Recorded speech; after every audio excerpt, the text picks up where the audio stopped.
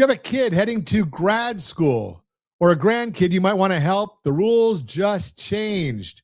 And the change is going to land on a lot of kitchen tables this summer with a financial aid letter that does not say what the families think it says. I am Ron Siegel, certified liability advisor, helping families build wealth through strategic debt management. Here's what happened. The federal Grad Plus loan program is going away. Starting July 1, graduate students can borrow up to $20,500 a year from the government for most degrees, up to $50,000 a year if they're in a professional program like law or dental school. That's it. That is the federal cap. Now, tuition did not get the memo. Tuition did not drop by 20 cents, which means the gap between what school costs and what the federal government will lend has to come from somewhere, and the experts are saying the private student loan market is about to double. So what does this mean for you? It means more families are going to walk into a private lender's office or click through a website looking for the rest of the money, and here's what they are going to find. Private student loans are credit underwritten. That's a fancy way of saying the lender looks at your credit score and your income before they say yes. Most of them want a credit score of 670 or higher. Most of them want at least $35,000 a year in income. Now think about who is taking out a student loan. Often it's a 22-year-old who just finished undergrad. The average credit score for somebody in their 20s is 662. They're already below the line. If you do not know your score or your kid does not know theirs, that's the first conversation to have. Go to rsrlinks.com/FICO. That's rsrlinks.com/FICO and find out where you stand before a lender tells you.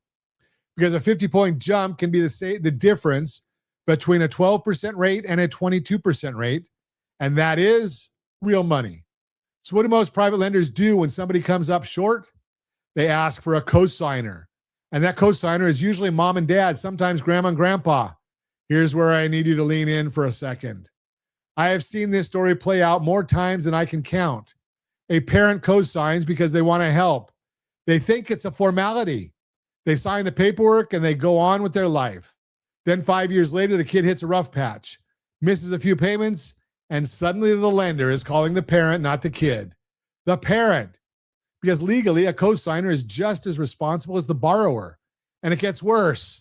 The Consumer Financial Protection Bureau looked at private student lenders a few years back and found that 90% of cosigner release applications were denied. 90%. So if you're thinking, well, I'll just sign now and get off the loan later, the data says that almost never happens.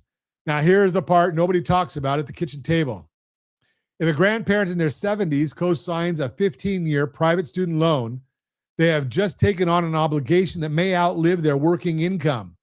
If the loan defaults, the lender can come after their wages, their tax returns, and in some states, even their Social Security can be at risk.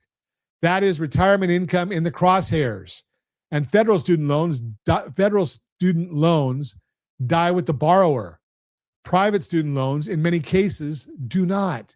They become a claim against the estate, which means the money you wanted to leave to your family can get eaten up paying off a school loan. And the rates?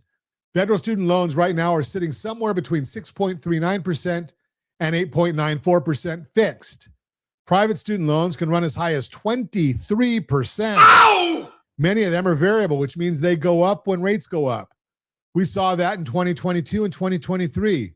Borrowers started at 3% during COVID, were paying double-digit rates 2 years later. They could not keep up.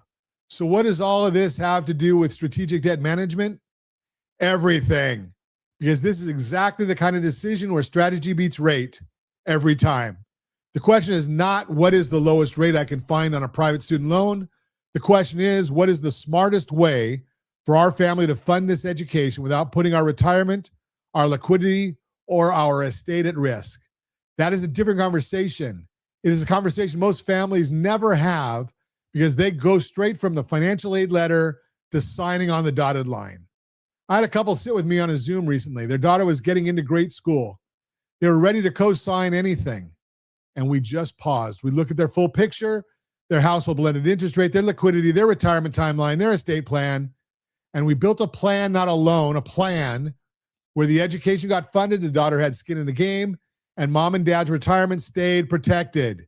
That is what planning looks like.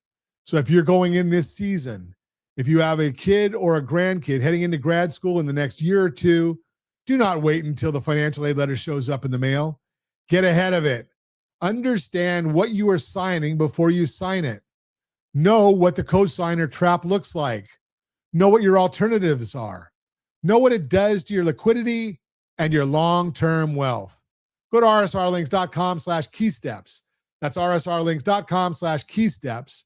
It is the planning resource built for exactly this kind of decision. We'll walk through your situation, your goals, and the smart next steps for your family before you even ever sign a piece of paper. Because the worst time to make a financial decision is when the deadline is staring at you. I am Ron Siegel, your certified liability advisor, helping families build wealth through strategic debt management. Thanks for listening.